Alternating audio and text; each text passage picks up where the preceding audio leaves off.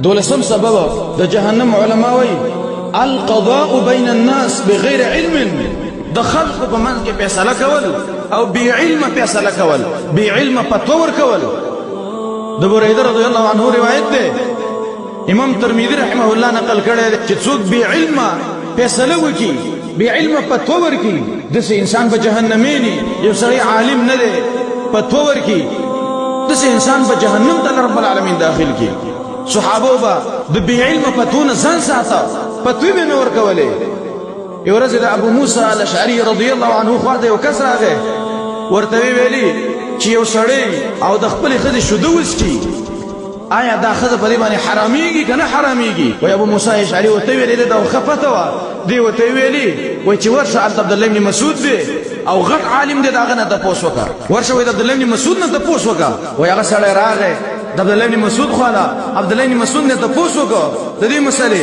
هغه ورته ویلي چې انما الرضاعه من المجاعه، رضاعت چې ثابتېږي دولګي نه ثابتېږي چې وږي بچي. دا سړی روانو په لار باندې ابو موسی الاشعری دغه وکړه چې دلته راشه، چې کله خواله راغی ورته ویلي چې عبد الله بن مسعود ته څنګه پتو درکړه؟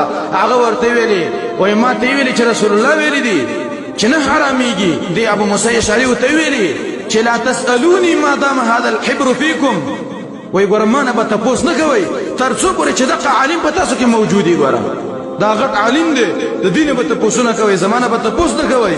نن زمونږه حال وګوره، عالم بناسي یو کس به د مسالې ته پوښتنه په زید دي چې عالم جواب ورکړي، د عالم نه مخکې امي شروع وکړي چیرې دا مسله ده سره بی علم فتوی نه ځان ساتل پکار دي.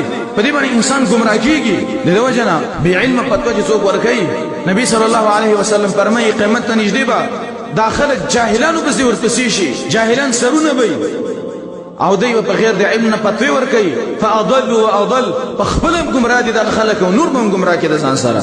د بی علم فتوی نه ځان ساتل پکار دي. الله قران کې وایي ولا تقف ما ليس لك به علم، الله هغه څه مه بیانوه چې ستا په علم نه تا ته پته نه هغه څه مه بیانوه.